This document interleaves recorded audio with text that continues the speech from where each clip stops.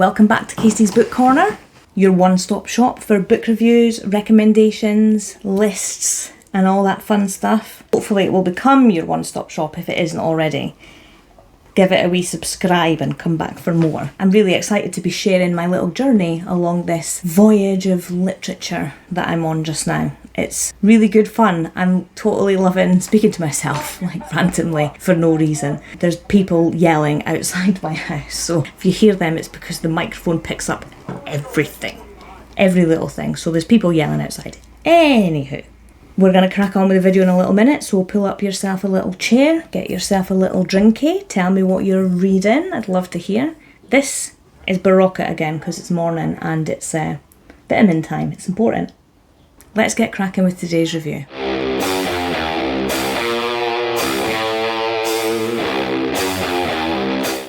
Oh my god, my neighbours are so loud.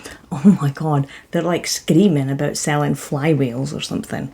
I've no idea. So apologies if yelling starts happening outside. Anywho, we're cracking on with the video. I'm doing a review of the first of the Lord of the Rings trilogy, Fellowship of the Ring. I finished this a couple of days ago. I'm gonna share with you my take on it.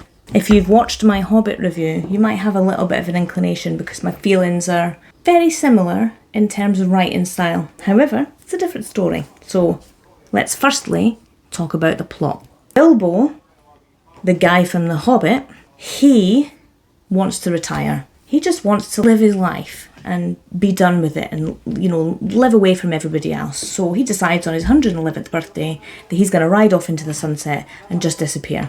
After a little bit of convincing from Gandalf, he leaves his ring, a little gold magical ring, with Frodo, his nephew, or his great nephew twice removed, or something.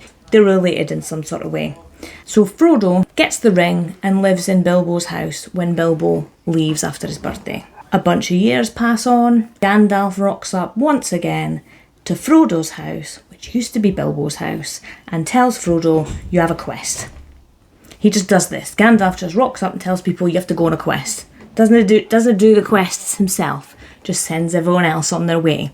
He basically wants Frodo to go and destroy this ring, because this ring holds all of the power. And the bad guy of the story, Sauron or something I think his name is, he wants this ring because he wants to take over the world. That's his plan. I'm taking over the world. I need the ring to do that. Frodo's like, okay, looks like I'm going on a quest. So they put their little plans in place. He's taken a couple of his besties. They're going on an adventure. Sam Gamgee is Frodo's best friend. He's actually really cute. Like, he loves Frodo so much and he's got his back until the bitter end. It's really nice. I love a little friendship story, a little bromance. Frodo's going on this quest. There's a lot of walking again, similarly to The Hobbit. Just a lot of walking and a lot of thinking about what might happen rather than anything actually happening. There is approximately 100 chapters that consist of a council meeting filled with dialogue where everybody in this council tells everybody else what has happened to them to get them to this point. I would personally much have preferred for those things to just have happened throughout the book. I don't mind multiple points of view in a book where one chapter's got Frodo doing whatever Frodo's doing, and one chapter's got Gandalf doing whatever he's doing, and one chapter's got whatever the dwarf is called doing his stuff, rather than them all just getting together and wildly speaking about it for what felt like days. This council meeting went on forever. Again, the story was reasonably intriguing. It was a reasonably solid story. There was just too much dialogue, too much talking, too much walking. There was one bit where wolves attacked people and there was like a fight, and there was only 1.5 pages of this fight happening, but they gave me 1,000,000 pages of them talking about stuff that had happened before. That baffled me. That's not my style. I don't like the dialogue stuff. It just felt a little forced. Like they're forcing the story onto me rather than me following the story as it happens. I had a couple of little like moments of confusion for a little while, and I hadn't noticed the difference between the names Sauron and Samuran are two different people. But when I was reading through the pages, my brain thought it was the same spelling, it was the same person. So for a while I was getting myself a little bit confused. I didn't know what was going on with that person, and then realised it was two people, and then things made a little bit of sense. So I confused myself for part of it. I also was getting major Harry Potter vibes.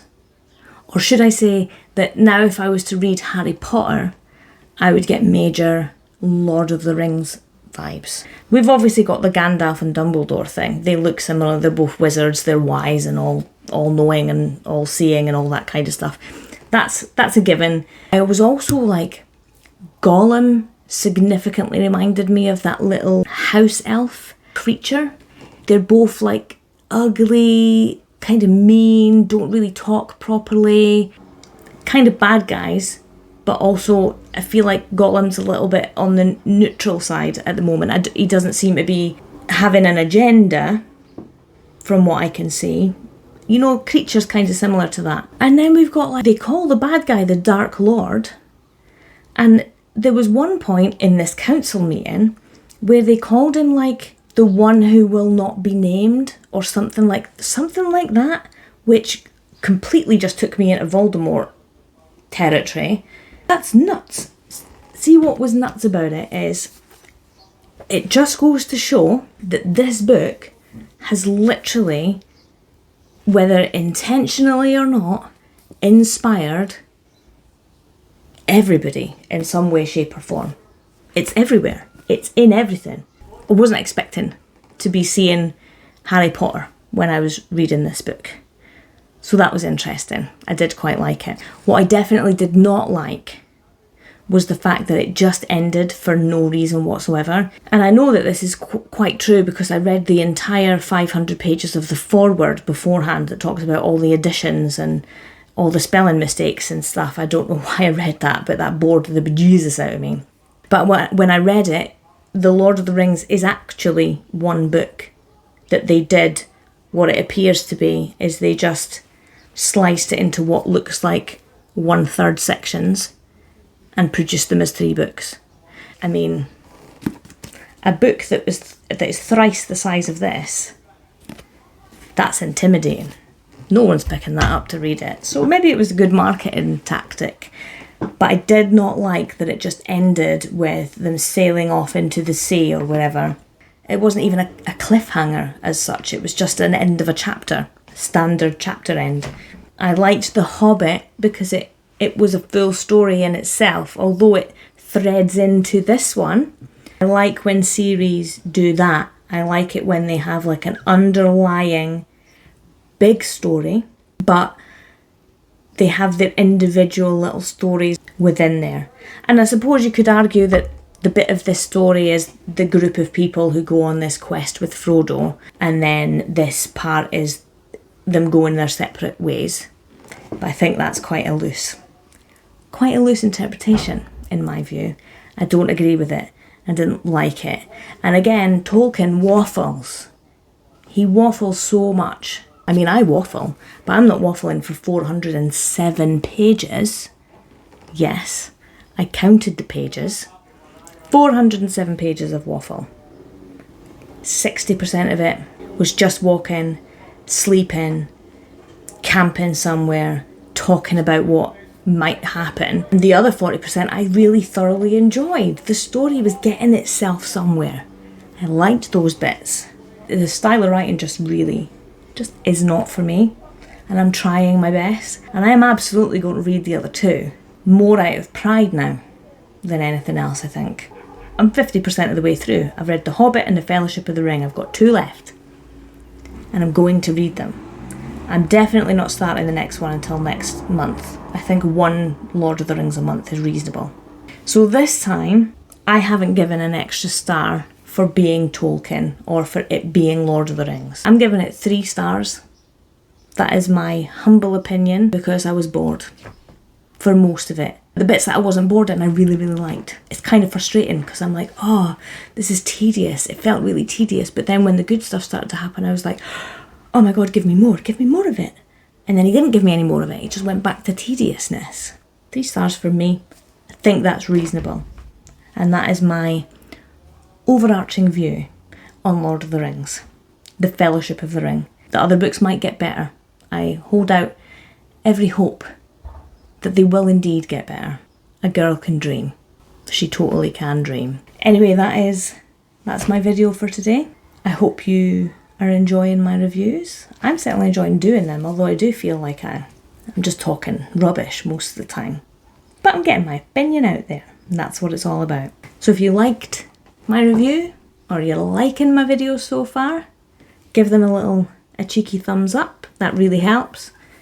And give me a subscribe.